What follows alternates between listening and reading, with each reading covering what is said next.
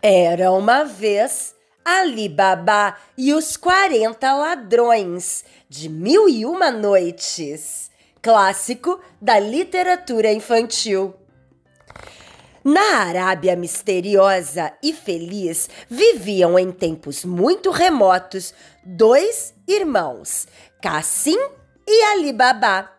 Cassim era um rico comerciante. Ali Babá, um lenhador humilde que, com a ajuda dos seus burrinhos, trazia ramos secos que apanhava no bosque para vender na cidade.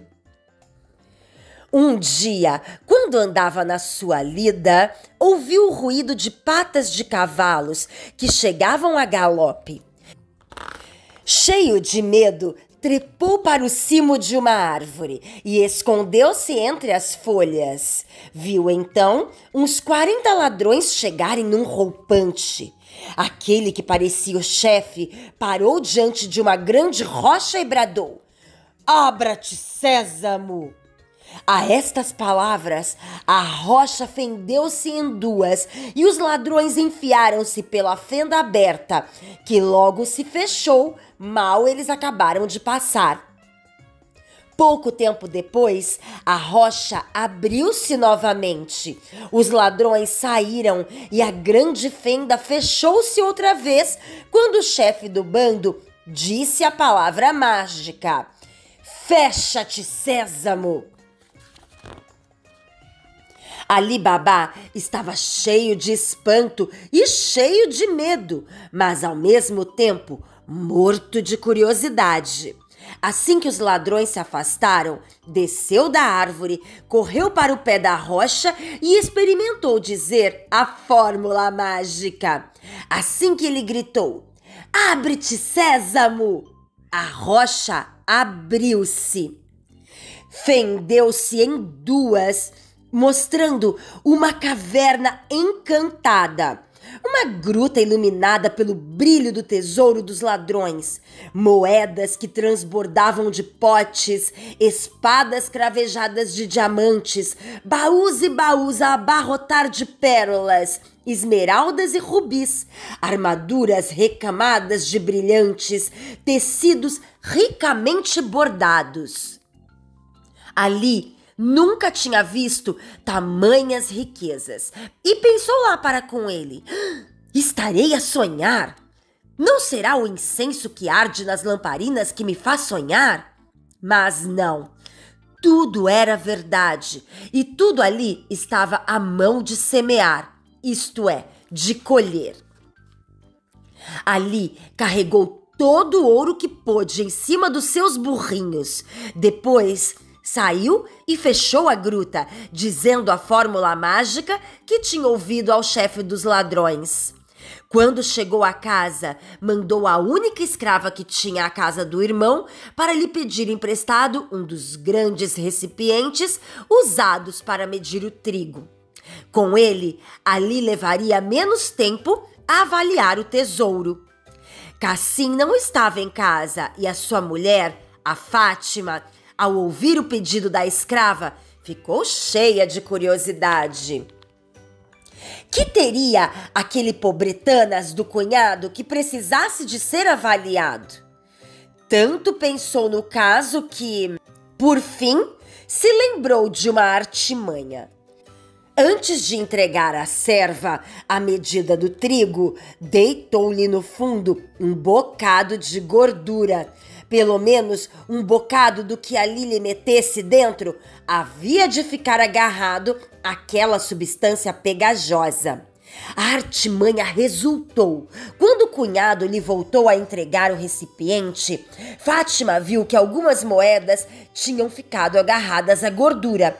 Apresentou-se então em casa de Ali, fingindo que as queria devolver, e cheia de astúcia, interrogou-o sobre a proveniência daquele dinheiro. O cunhado caiu que nem um rato na ratoeira e descreveu, tintim por tintim, o tesouro dos ladrões escondido na rocha, que se fendia em duas quando alguém dizia as palavras mágicas: "Abre-te, sésamo." Nessa noite, logo que o marido chegou em casa, Fátima instigou a correr até a gruta e Cassim deixou-se convencer. Cassim partiu com uma longa caravana de burros, pois, se aquilo que a mulher lhe tinha contado era verdade, ia precisar deles para levar para casa uma boa parte do tesouro dos bandidos. Quando chegou ao sítio indicado por ali, Cassim bradou: "Abra-te, sésamo!" A enorme pedra obedeceu e abriu-se. Cassim entrou e viu-se a nadar em ouro. Ao encontrar tanta riqueza, tão grandes maravilhas, a sua alegria foi tal que perdeu a cabeça e esqueceu-se completamente da fórmula mágica para voltar a abrir a rocha e viu-se prisioneiro na caverna. Quando os bandidos voltaram ao seu esconderijo, encontraram lá o intruso e mataram-no sem mais aquelas. Depois de cometerem o crime, os 40 ladrões foram-se embora, deixando Cassim na caverna, no meio do tesouro. Fátima, vendo que o marido não voltava a casa, muito preocupada, resolveu ir contar tudo ao cunhado e pedir-lhe ajuda. Ali Baba foi logo à gruta para saber o que tinha acontecido ao irmão e encontrou-o morto. Muito triste, pegou, colocou-o em cima do burrinho e levou-o embora a toda a pressa. Quando chegou à casa de Cassim, encontrou uma das escravas do irmão, chamada Morgiana, que lhe perguntou o que tinha acontecido ao pobre do seu amo. Ali resolveu confiar na escrava. Combinou com ela uma mentira. Iam dizer a todos que Cassim tinha adoecido com uma doença súbita e, pouco a pouco, tinha piorado e acabara por morrer. Assim, Morgiana andou pela cidade a contar a toda a gente que o amo tinha adoecido. Depois, ao terceiro dia, disse a toda a gente que Cassim tinha morrido e foi chamar Mustafá, o alfaiate, para que fizesse o fato para o amo levar no caixão. Seguindo as instruções de Ali Baba, pôs uma venda nos olhos do alfaiate Mustafá, para que este não soubesse para onde era levado. Fátima, de cabeça perdida, não estava em condições de participar na mentira. Retirara-se para o quarto mais afastado da casa para, escondida de todos, poder chorar o seu luto à vontade.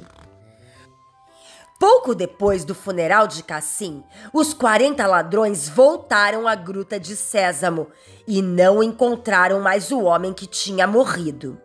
O chefe dos ladrões ficou muito espantado com isto e, ao mesmo tempo, muito inquieto.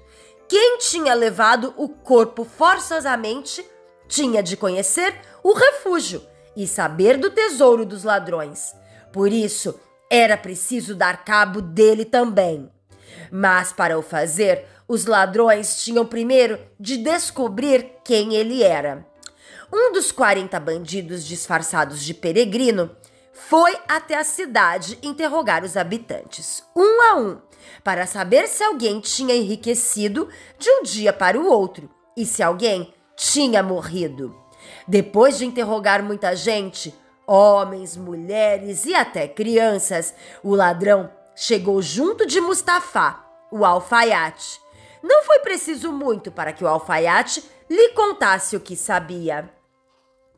O ladrão pôs uma venda nos olhos do alfaiate e Mustafá, com aquele bocado de pano a tapar-lhe os olhos, voltou a percorrer o mesmo caminho que fizera dias antes com Morgiana. Deste modo, guiou o ladrão através de um labirinto de ruelas até a casa de Cassim, na qual vivia agora Ali Baba. O alfaiate reconheceu pelo tato, como acontece com os cegos, as paredes da casa. E o aroma das plantas floridas que enfeitavam a casa confirmou-lhe que não se tinha enganado. O ladrão, rindo de contentamento, num riso tão rasgado que lhe encaracolava as pontas dos bigodes, marcou a porta da casa com uma cruz em giz branco. Graças a essa cruz, os outros bandidos reconheceriam facilmente a casa e, sem mais demora, poderiam livrar-se daquele homem perigoso que conhecia o precioso segredo do esconderijo do tesouro. Mas, para a sorte de Ali Baba, Morgiana, dali a pouco, saía de casa. Quando a rapariga viu a cruz, percebeu logo do que se tratava, que era um sinal de perigo, e decidiu fazer qualquer coisa para o impedir. Mas o que poderia ela fazer para afastar a ameaça que pairava sobre a casa que fora de Cassim e agora era de seu irmão Ali Baba? A escrava deu voltas à imaginação e, porque o seu cérebro era tão extraordinário como a bela cabeça que o continha, teve uma ideia luminosa. Morgiana saiu e marcou as portas de todas as outras casas do bairro com uma cruz igual à da porta da casa de Ali Baba. Foi uma excelente ideia. Quando os 40 ladrões chegaram para matar Ali Baba, encontraram todas as casas marcadas com uma cruz branca e assim não conseguiram perceber qual era a casa do homem que procurava para matar. E como não podiam matar toda a gente do bairro, desistiram. As ruelas do bairro ficaram sinistramente desertas devido à ameaça representada pelos sinais de giz nas portas. Pelas ruelas, apenas se viam passear os gatos vadios, negros e furtivos, parecidos com ladrões que preparavam emboscadas, e os passarinhos inocentes que procuravam qualquer coisa para debicar. Mas o chefe dos ladrões não se deu por vencido. De maneira alguma aceitava a derrota e não suportava a ideia de viver sabendo que o seu esconderijo tinha sido descoberto e que qualquer pessoa se poderia apoderar daquelas riquezas que ele tinha roubado com tanto custo. Mandou à cidade outro ladrão, que encontrou Mustafá, lhe pôs de novo uma venda nos olhos e o levou até a casa de Cassim. Desta vez, a casa foi assinalada com um círculo de tinta vermelha, semelhante a uma horrível mancha de sangue. No dia seguinte, os 40 ladrões desceram à cidade e puseram-se à procura do sinal pintado na porta da casa, onde vivia o homem que conhecia o segredo, o homem que eles queriam matar. Mas, mais uma vez, no momento preciso, Morgiana abeirou-se de uma janela, viu o sinal de sangue e tratou de remediar a situação. Não perdeu tempo a pensar no que significaria aquela mancha vermelha na porta. Não era de gibom, com certeza. Pôs-se logo à procura de tinta vermelha e pintou do mesmo modo todas as portas do bairro. Graças à sua esperteza, foi salva pela segunda vez a vida de Ali Baba. Mas o chefe dos ladrões não desistiu. Resolveu ele próprio tratar do assunto.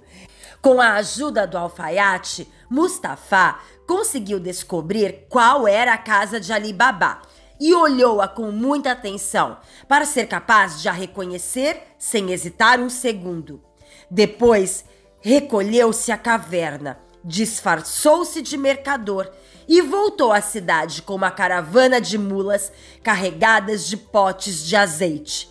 Os potes eram 41, mas só um é que continha azeite. Nos outros 40 estavam escondidos os 40 ladrões. O chefe dos ladrões apresentou-se com a caravana à porta da casa de Ali, que não lhe recusou hospitalidade e até o convidou para um banquete.